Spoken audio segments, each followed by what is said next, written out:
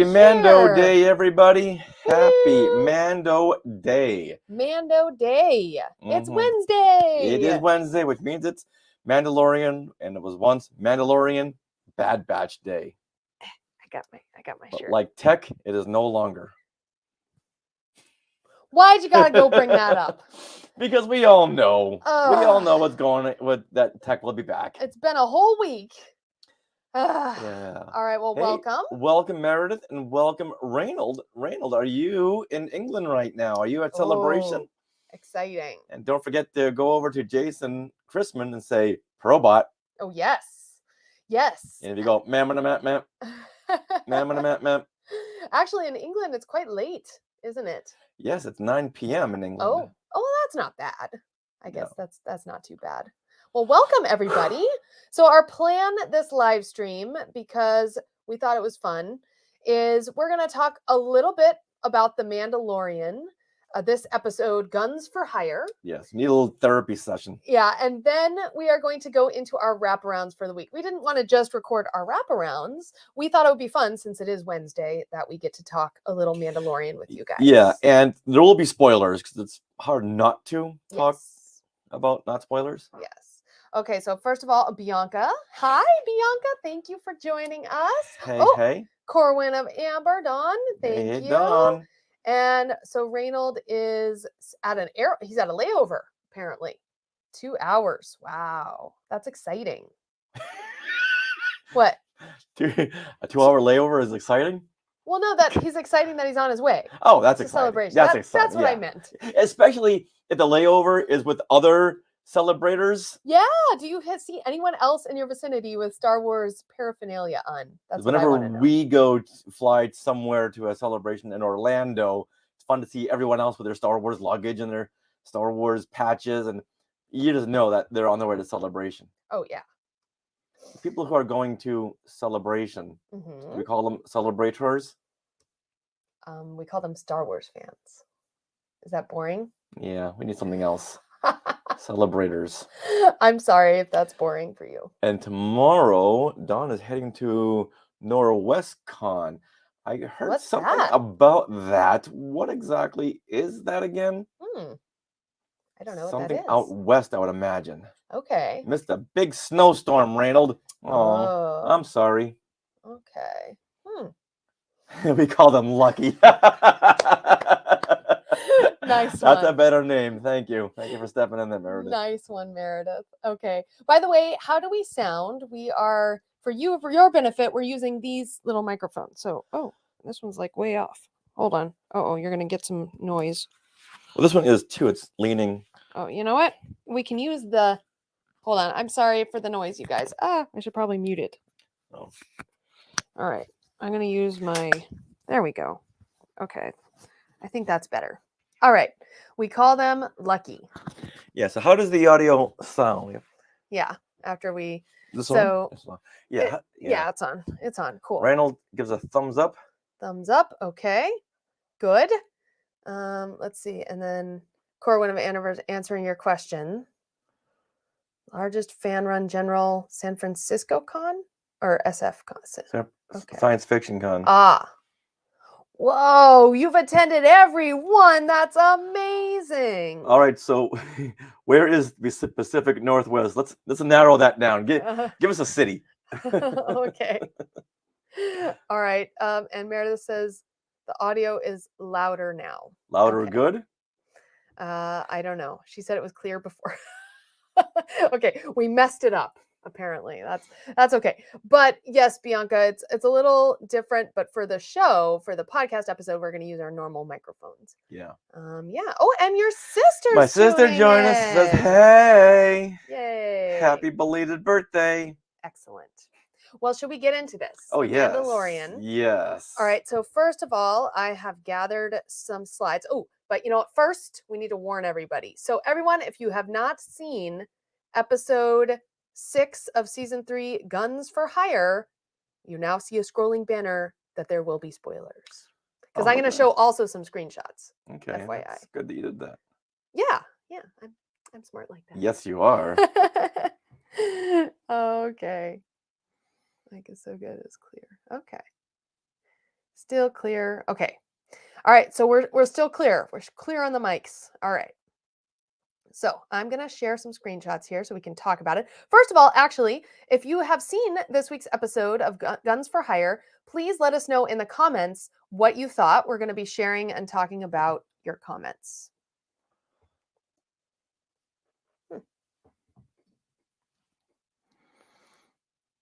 Google Slides. Okay, don't want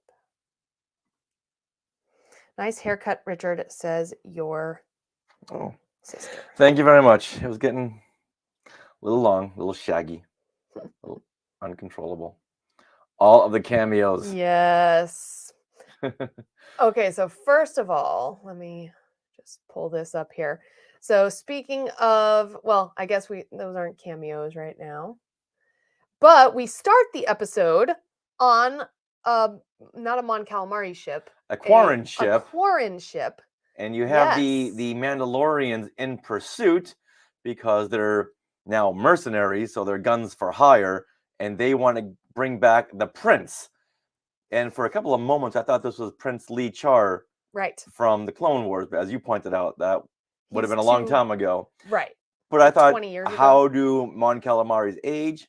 Who knows? Who knows? So, but yeah, he would have been too young. Yes, but I loved this twist, how we had, first of all, the Quarren female captain. Oh my goodness, there's a bug here. Okay, little bug. I think that was hanging out in the bathroom earlier. All right. Get out. Right, go on. So we had a Quarren captain who was a female, and she was in this fun water tank. Because I guess, at Quarren, first, oh, is it on me now? Okay. Okay. They're Quarren, so they live on a water planet. Yes. Yeah, and at first you thought it was a Bacta tank. Like I think we both did. Yeah, well, it was in a tank and it was water, so it only stand to reason it was a Bacta tank. But then you thought, oh, wait a minute, they're Quarren, so they live in water. But then why aren't the others in water? Yeah, that was odd. But Meredith comes down to the point of this whole scene, which was Romeo and Juliet of sea space. That was so funny. That little twist there. When he comes in, I can't leave you. I won't leave you. It's like, oh, I want to see this story. What happened? As we all know from the Clone Wars, the Mon Calamari and the Quarren, they don't get along. Mm-hmm.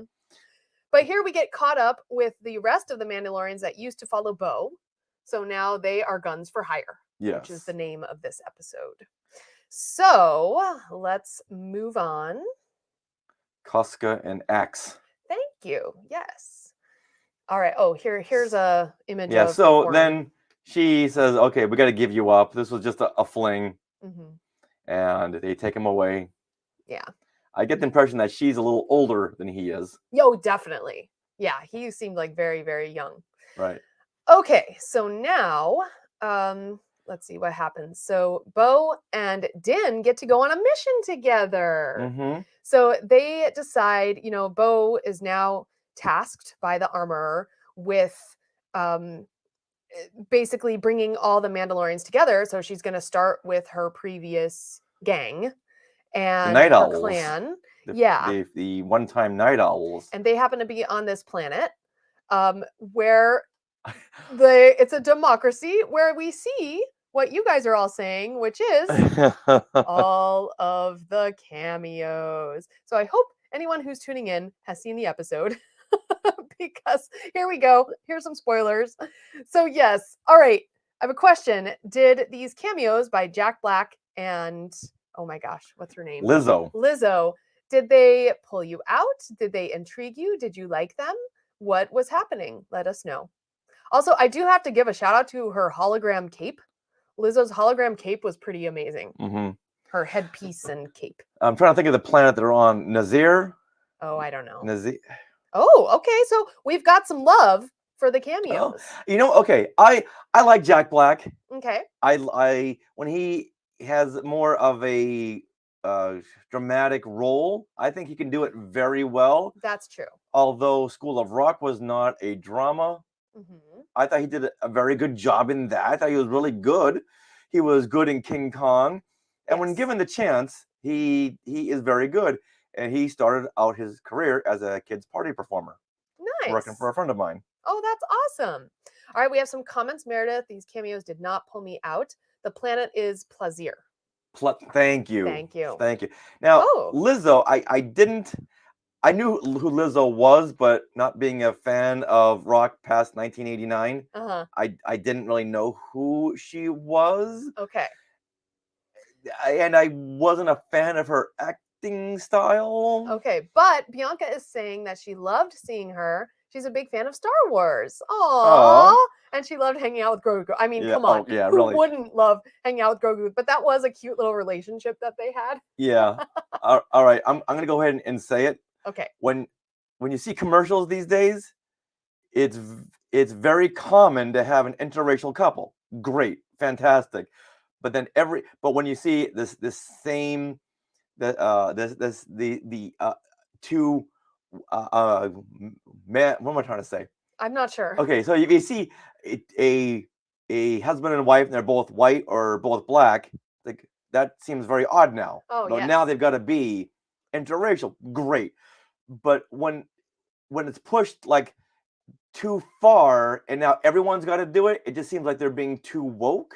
Okay. And it's great. I mean, I think seeing it in Star Wars is probably a good thing. It's a very, very good thing. But had they been first out of the gate before every Subaru commercial, then it's like, I wouldn't have even thought twice about it. So now you're saying that Star Wars is like following the trends, following the woke trends, rather than making its own mythos exactly and story. Yes. Okay. Like if it were Lizzo and a Rhodian or Jack Black and an Athorian. Okay. That's what I mean. Let's take it one step too far. One step further. Okay. Well, Bianca is saying that interracial and interspecies is the same to her. Okay. Okay. That's great. I just Lando flirting with Leia. But had they been a couple, that would have been great. Okay, fantastic. They set the standards. Like, okay, so once again, I don't care what the races are. It matters about the people, not the races. Right. But I just feel like right now they're trying to stay up with the woke culture. Okay. Well, I do think I'm glad that people are excited to see Lizzo. And I just, like, for me, this whole episode felt a little like that whole planet almost could have been chucked out of it, and we could have just gone to Bo seeing seeing the Axe and Casca. Right. But we do have to talk about another cameo. Doc Brown. Doc Brown. We not only now he's in Star Wars. What do we think of Doc Brown in Star Wars? Han and Sana. Bianca brings up a great point. Yes, that was Sana Staros. Yeah. Yes, that's very true. Yeah, honestly, the comic, I'm very, very behind on the comics. Yes. So yeah, that was done. That was several years ago now. I'd say 2016, 2017. Yeah. Okay. Okay. Great. Good. Yeah. The more the merrier. Okay, so we loved his character, and it was Commandant, I want to say, or Commodore Hellgate. Yeah. That was funny. Yeah. With a name like Hellgate, you knew the way this character was heading. I know. Oh my goodness. Okay, so this one, I think, I mean, it kind of pulled me out a little bit because all you can think of is Doc Brown, in my opinion. Yeah, but we knew he was coming. Oh, did we? Oh yeah, he'd been saying all along. Okay. That he was gonna make a cameo. Okay. Well, that was fun, and then we get this, like, almost. But now going back I know a lot of people were saying Doc Brown. I was going more toward his Star Trek II appearance and having that connection to Star Wars. Oh, wow! I know Doc Brown. That's the one that. That's what I think of. Yeah, Jim and Jim Ignatowski from Taxi. Right. Yeah. If you're as old as we are. Yeah, that's going to be some kind of a trivia question in the near future. How many Star Wars, Star Trek crossovers are there? And now we can say Doc Brown.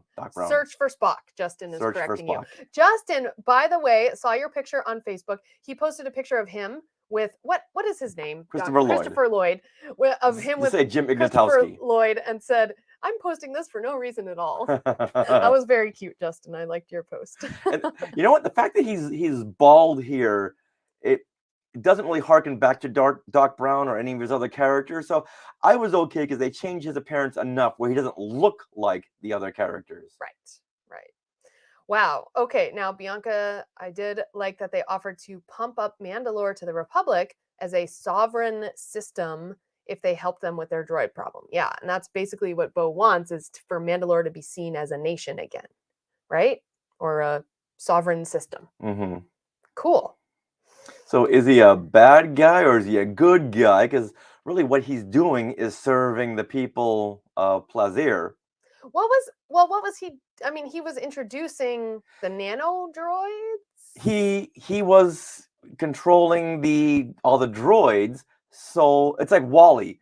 So the more he controls the droids, the happier the people are on the planet, because the droids are doing all the subservient work.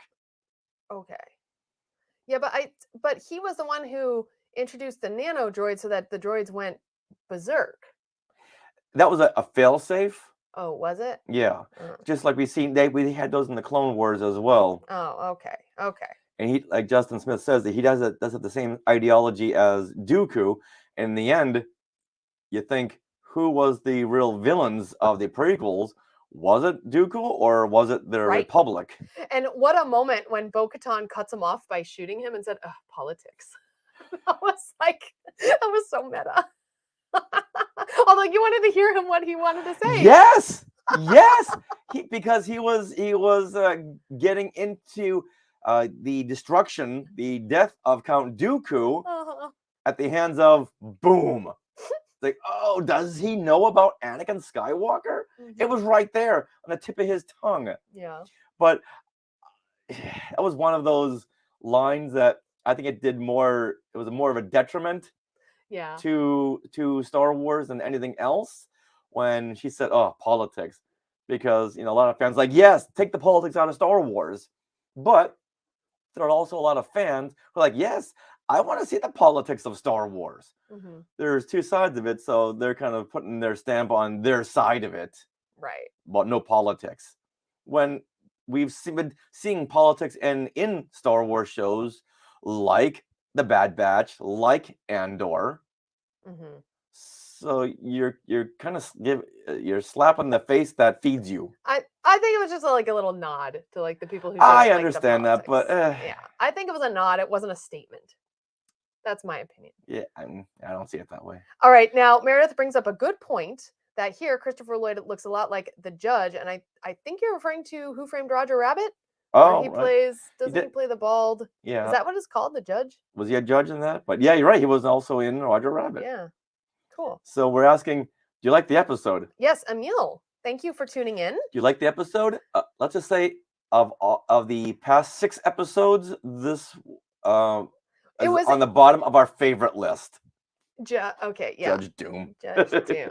Yeah. So this. Yeah. So I like it. It was enjoyable to watch. We enjoyed it, but my favorite part has to be the end. Well, honestly, I really enjoyed the repartee between Bo and Din and seeing them work together in this kind of a gumshoe plot.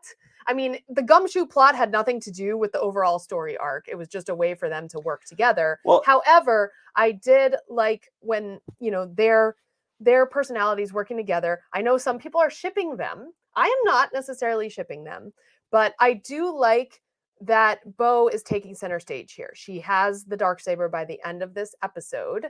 And I think that is just incredible and very exciting. And I can't wait to see what she does next, because next episode is the penultimate episode of this season. And that's generally the episode that I like.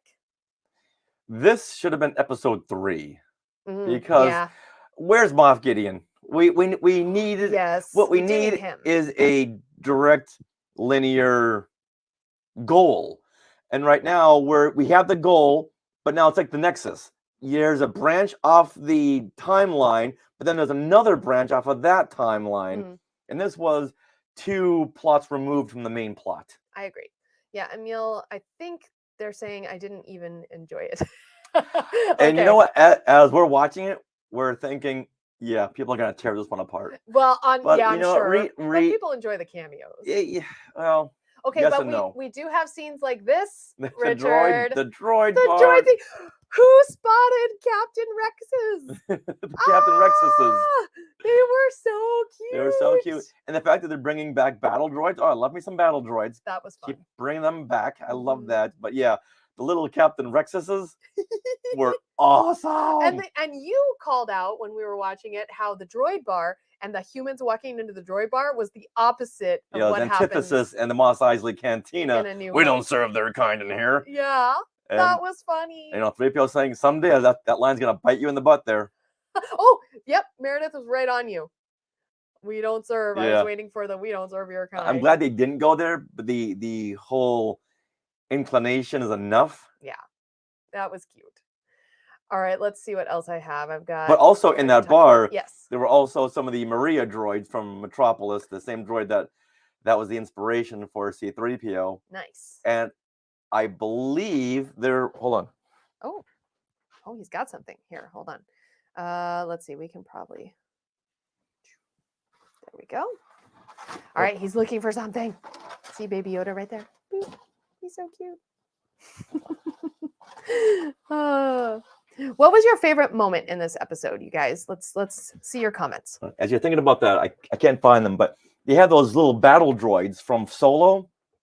Those little like squattish battle droids. They also had the car from Solo, like a model. But I'm talking about the bar. I'm going back to the bar. Oh, okay. Yeah, in the and those little squat droids, which Disney put out like a little set of those little battle bots, which I have somewhere. Okay. But there were a couple of those in that bar as well, and it was kind of a dark bar, so it's hard to really check out everything. A couple of Daft Punk droids in there as well.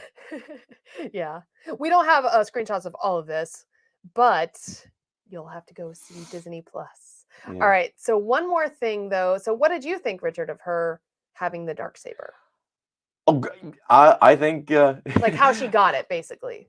Like I wanted her to look over at Din and say, "You were sitting on all this progression, and you didn't share it earlier with where she had conquered the creature that conquered him. Exactly. So it's once removed, but I say that's fair enough. Mm-hmm. And why not update that standard?" So he had been talking with Jack Sparrow and was waiting for the opportune moment to share this info.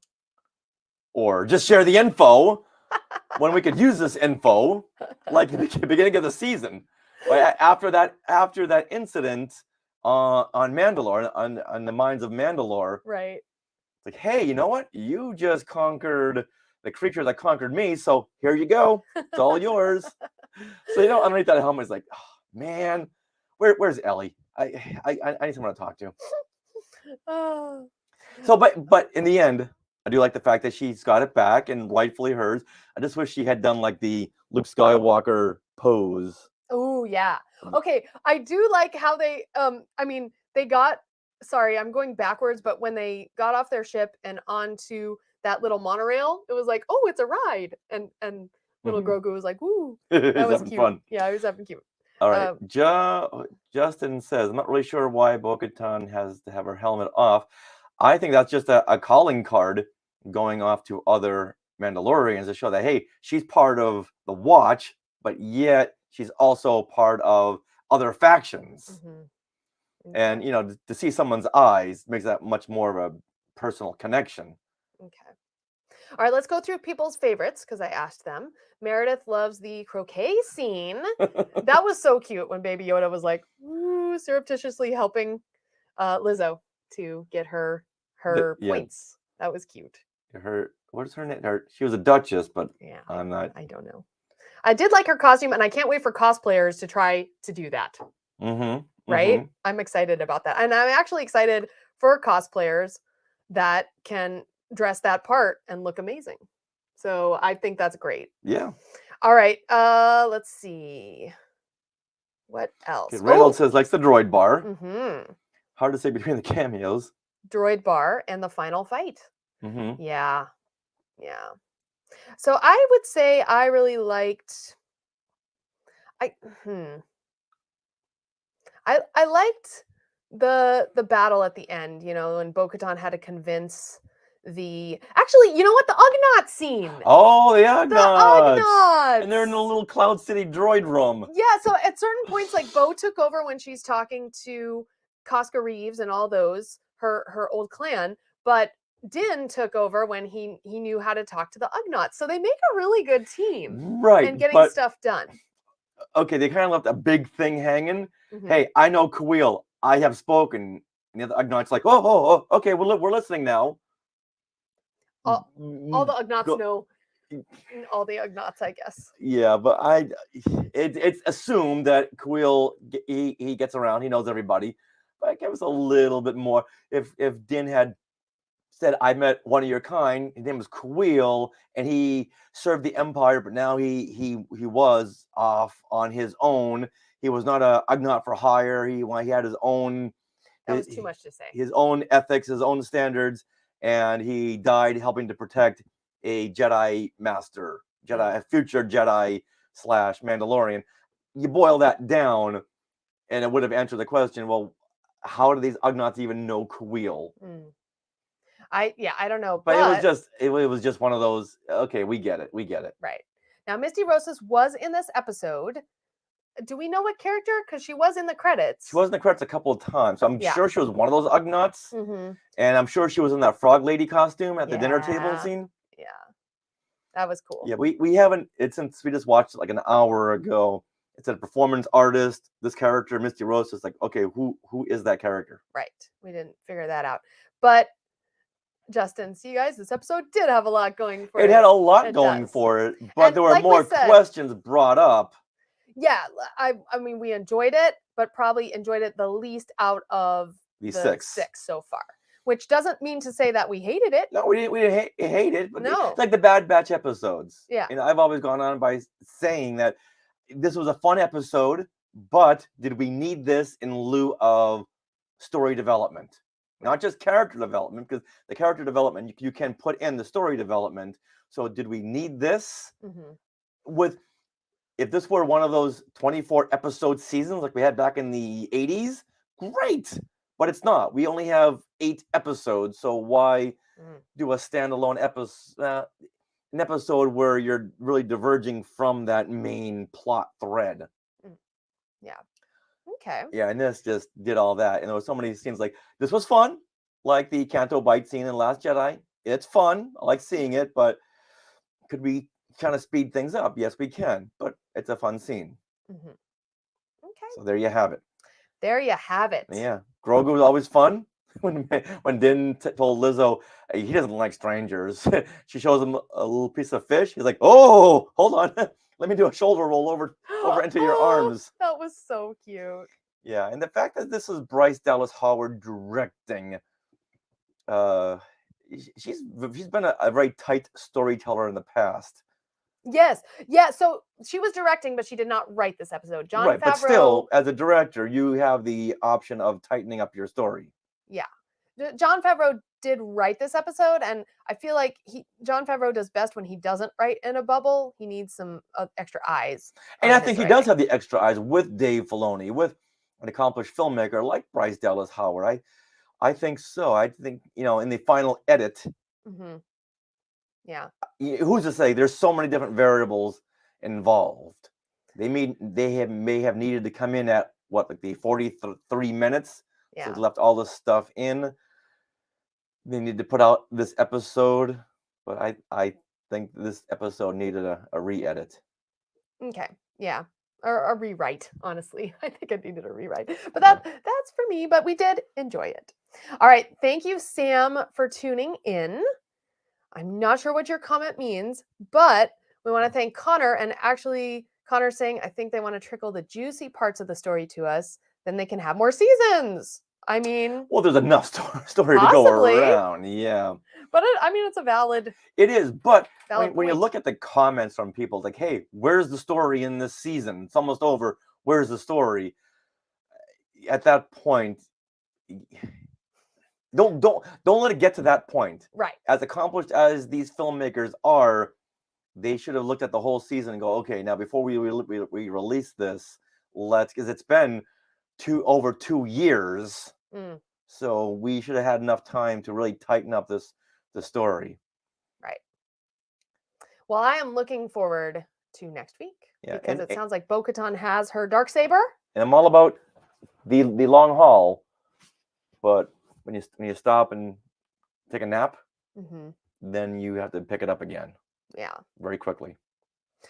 All right, you guys. So now we are going to move on to recording our wraparounds. Please stay with us and you'll have your comments read on our podcast episode. Yeah. Any last comments before we go into our wraparounds? Okay. Justin thinks they could agree. They could have expanded Christopher Lloyd's character more. Definitely. Well, I think we will in the next episode. You think? You think we're going back? I don't think so. I don't know. think we are. Yeah. I think that was he was arrested. Leave it at that. Yeah. All right, let me get this set up now. All right, so now, on. Oh no. So this week on our episode, we are talking to John Coppinger, and he was the sculptor on Jabba the Hutt. And we had so much fun talking with him. So much fun just hearing those behind-the-scenes stories on sculpting such an iconic character and stories from the set. And he also played a number of characters in The Phantom Menace.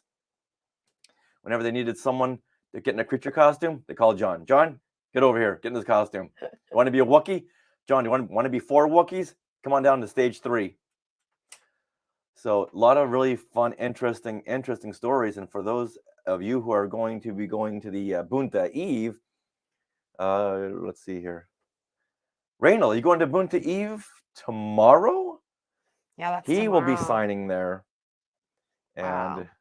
I'd love to get his signature on a big like Jabba the Hutt. Oh, that would be so cool. On this Jabba the Hutt. Yeah. That would be amazing. He loved that, by the way. Mm-hmm. I saw that. Yeah. Okay.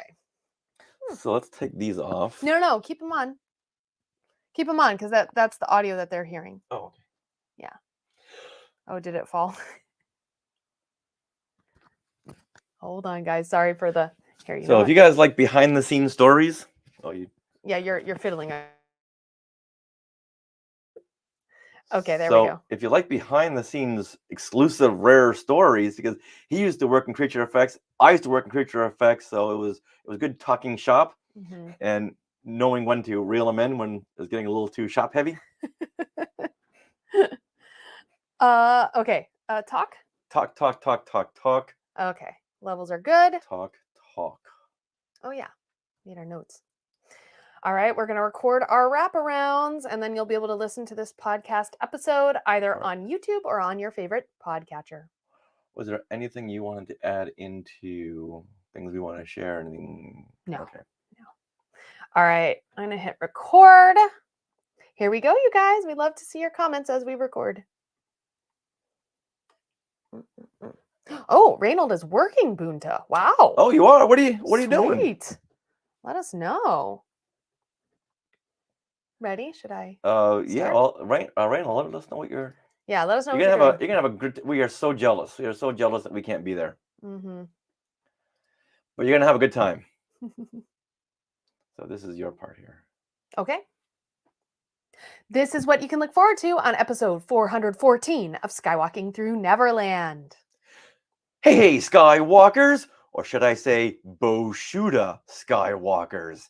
If you speak Huttese or just like anything Jabba the Hutt, then this is the show for you.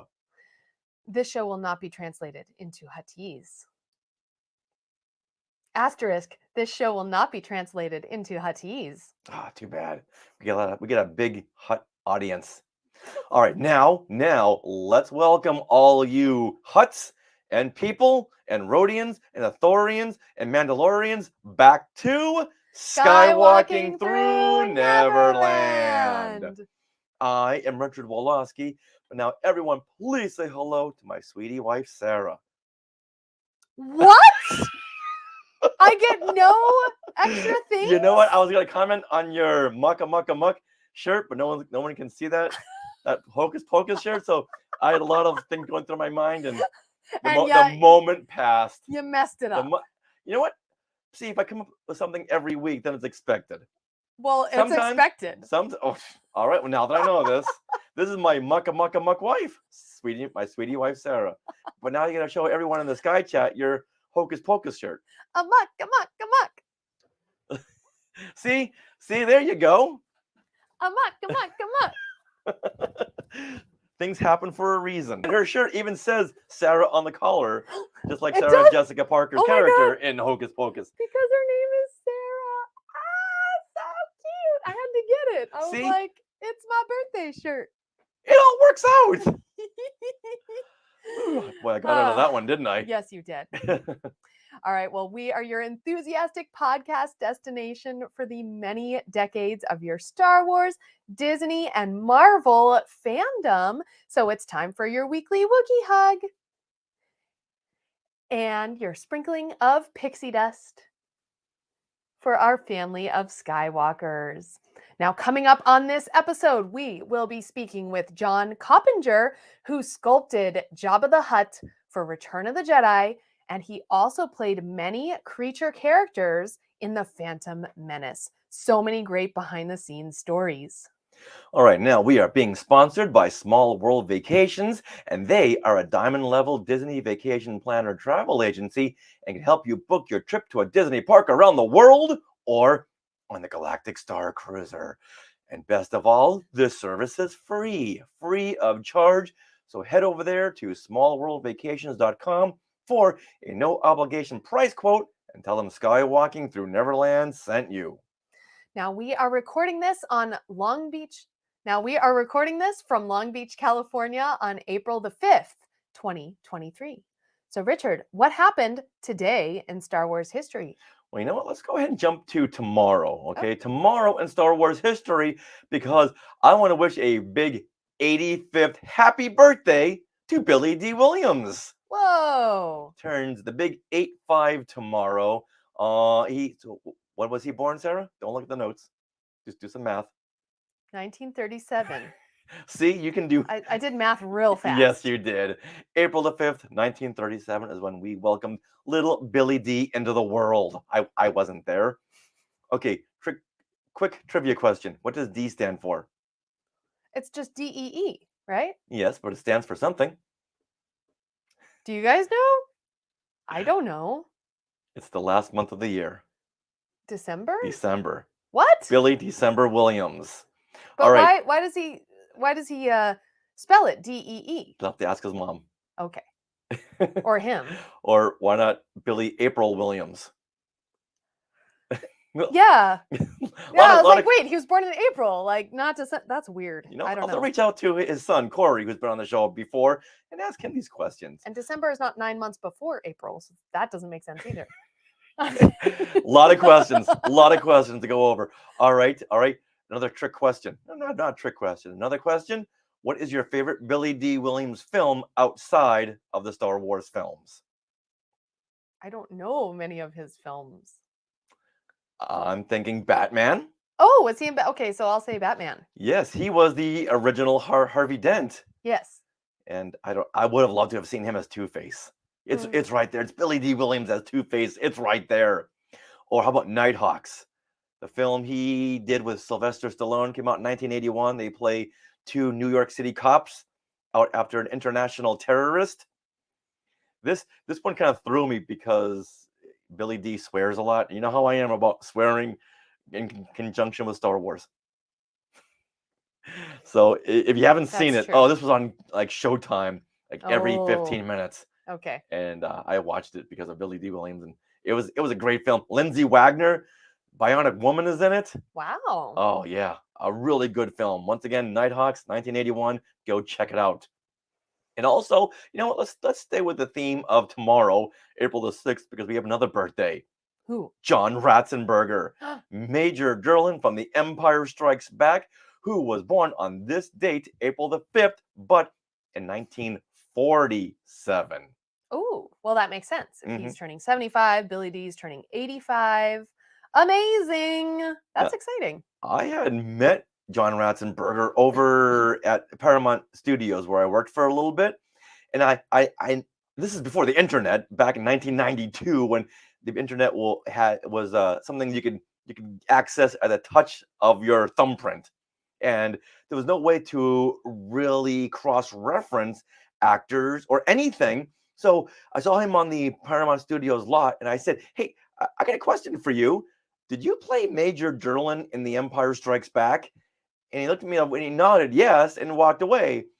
And I'm thinking, okay, I don't think he understood the question. Because you would have thought he would have said, "Hey, yeah, how did you know that? Yes, that was me." But meeting him at a celebration years later, it's like, okay, this is kind of his character, his go-to character move, where you don't really follow up answers and questions. Like when I met him at Celebration, I would ask him questions. He invited me over to ask him to interview him. Okay. Okay, great. So I said, "Hey, so you were in The Empire Strikes Back. Can you tell me about the Echo Base set? Have you ever been on a set that big?" Something questions along those lines. He's like, "Yeah, it was a good set." Aww. Can you tell me about your character? What did you know going into this character? I don't know. He was a rebel, a general, an officer. And so he didn't give you anything. No, he gave me nothing. Aw, that sucks. It does suck. And is that interview on one of our earlier episodes? Yes, on one of our earlier episodes. Yeah. And then came the question I shouldn't have asked. You know what? I'm okay. The answer was, I don't know. I did it for the paycheck. Oh. And what did you think about after Star Wars had come out in The Empire Strikes Back? You were in this huge film.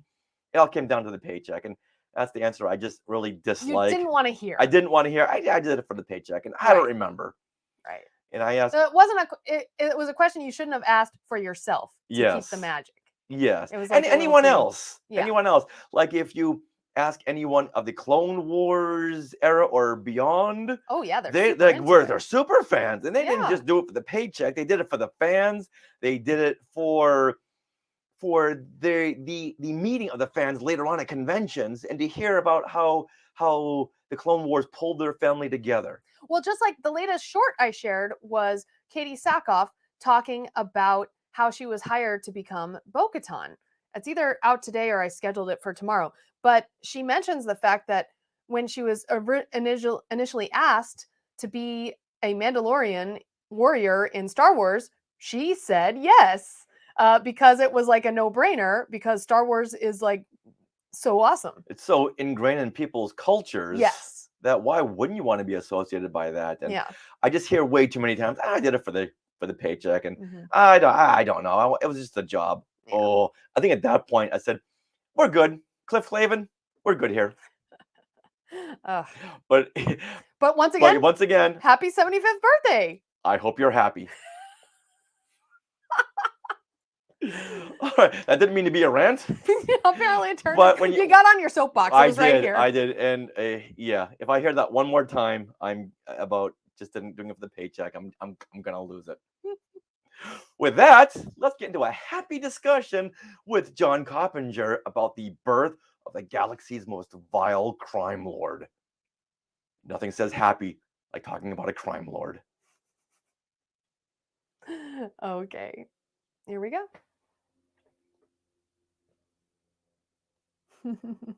He is the Pixar go-to now. Yeah, I'm not sure though if he's been in some of the latest. He hasn't been in the latest film. Yeah. What was the last Pixar film that we just saw? Finding Nemo, and he's the voice of all those like tuna, the school of fish. But there was something else, another Pixar film with what was the last Buzz Lightyear? Luca? Was he in Lightyear? I'm not sure, but I know he wasn't in the last couple of Pixar films. Yeah. Quick IMDb search on that one. Remember that she's talking to you. All right. Okay. With that, time to get into our shout outs. So if you want to hear the interview with John Coppinger, make sure you tune in to our YouTube channel later today, right? Yeah, we're going to put this out as soon as possible to tie into Boon to Eve. Or your favorite podcatcher. Okay. Ready? We want to give a huge shout out to the Skywalking Force. You guys are our Patreon. You guys are our lifeblood. Is there a Star Wars equivalent to that? Midichlorians. You guys are our midichlorians. And so each month we call you out by name. So thank you, Anthony Kakias.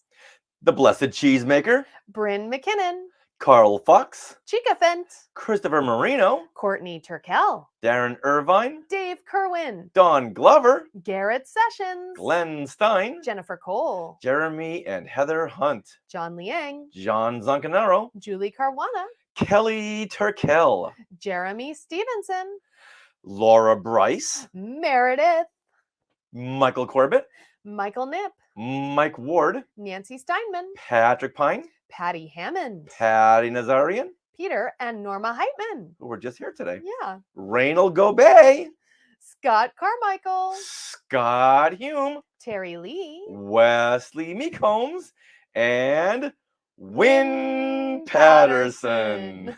So once again, thank you to those who are part of the Skywalking Force. You really, really help in helping the Skywalking Network progress, either with new equipment, which is kind of pricey, so you really help us with that, and just keeping up all of the Libsyn charges. Costs, The yeah. what do you call those?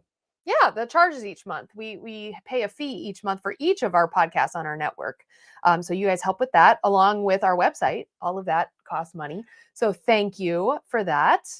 Also, just want to say that, the equipment that we purchase with your help really helps us put out better content for you. So it's a more nice more symbiotic content. cycle. Yes. Also, for shout outs this week, we want to thank the thousands of new YouTube subscribers. Oh my gosh, we have about almost 2,000 new subscribers since the beginning of the Mandalorian season.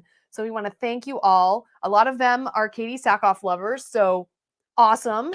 Yeah, we we've love been Katie Sackhoff. reposting Celebration Zero clips. Yeah. And now what we're going to do is go back into our archives in the last 413 episodes before this one and start pulling off sound bites and putting those interviews on YouTube. Yes, we want to make sure that our content is evergreen, and YouTube seems to be the way that people want to consume their content. So we are going to pivot a little bit and post a lot more to YouTube.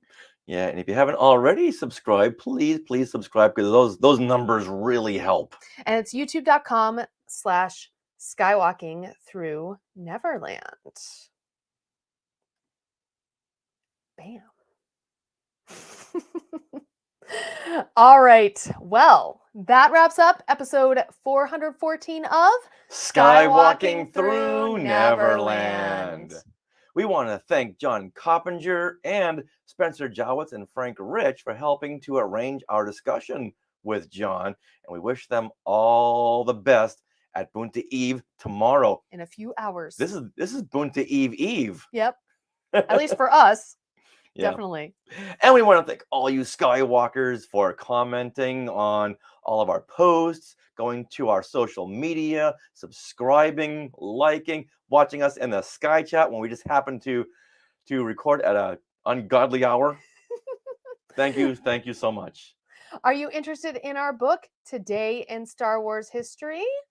Well, autographed copies of Part 1 and Part 2 are available now from skywalkingthroughnneverland.com/book, and pre-orders of our new book, which is an interactive notebook that you get to fill out yourself, will be available very soon from skywalkingthroughnneverland.com/book. So make sure you tune in to our social medias and we will tell you all about that. Skywalking Through Your Fandom. Available May the 4th. Now we want to thank our sponsor once again, Small World Vacations, for their support. Thinking of a trip to a Disney park or the Galactic Star Cruiser? Well, you can fill out a Get a Quote form at smallworldvacations.com today. Their vacation planning service is free of charge, so check it out and tell them Skywalking Through Neverland sent you. Would you like to support Skywalking Through Neverland? Do you find that you listen to this podcast each week or consume all the YouTube content we're putting out? Well, consider supporting us through the Skywalking Force, our Patreon. Not only do you get a cool title, you are part of the Skywalking Force, but you have access to bonus content in the form of our Zoom discussions on the latest Disney Plus shows, such as The Bad Batch. The Bad Batch and The Mandalorian. Thank you. Going all the way back to WandaVision. Yes. You will also get a coupon code to use for our new book, Skywalking Through My Fandom. Available May the 4th. Now, this bonus content begins at only $5 a month, so head to skywalkingforce.com, have a look at the options, and thank you, those of you who are already part of the Skywalking Force. Now we are part of the Skywalking Network, Skynet. where you can find other great shows like Talking Apes, The Max Effects Podcast, the Neverland Clubhouse, Totally Tell Me Everything, Star Warsologies, and the YouTube shows Collectopolis, and Today in Star Wars History. Make sure you follow us on social media. We are at Skywalking Pod on Instagram and Twitter. And also go to youtube.com/Skywalking Through Neverland. Subscribe on YouTube. And we have our Facebook group. So search Skywalking Through Neverland on Facebook. You can also email us, share@skywalkingthroughneverland.com. Now, don't forget to stick around for bloopers and other fun bits that didn't make it into the show. And always remember that I have spoken like Din Djarin and Boshuda. I like that. Nice. All right, there's our show. So what did you guys think? Did you like that? Did you like a little discussion of Mando and then our wraparounds? Because I kind of liked that. I think it's fun to discuss right away. Yeah, me too. We had a lot of comments, so thank you guys for sharing all that. All that comments are great. Yes. Awesome. Love it. Welcome to the first April episode, Meredith says. Mm-hmm. It is the first April episode. Yeah. All right, now we've got to go ahead and put this out. Mm-hmm. Oh, that's not bad. No. And yeah. Yeah. And also, we had spoken to Emily Swallow, the armorer, a couple years ago now, and so I'm working on translating that to a YouTube episode with some video and some images and stuff, so that's going to be really fun. That's going to come out this week too. So going back to John Ratzenberger. Yes. Yeah, I didn't see or hear him in Lightyear, but he had a little part in Soul, which was like an archival clip. Oh, okay. All right. Interesting. Maybe it's his bad attitude. Everything of that, John, lighten up. You walk into the Pixar office and say, I'm just here for the paycheck. Yeah. If I was your boss, I'd say, you know what? I'll call George Wendt. Wow, that's bad. All right, you guys. Well, now we have to go. Amok. See, if I didn't have anything prepared, you wouldn't have been able to do that. No. So we'll see you, and we'll be watching with bated breath all the celebration content coming this weekend. Oh, it'll be fun. Bye, everybody. Take care. Thanks for joining in at such a late time. Yeah.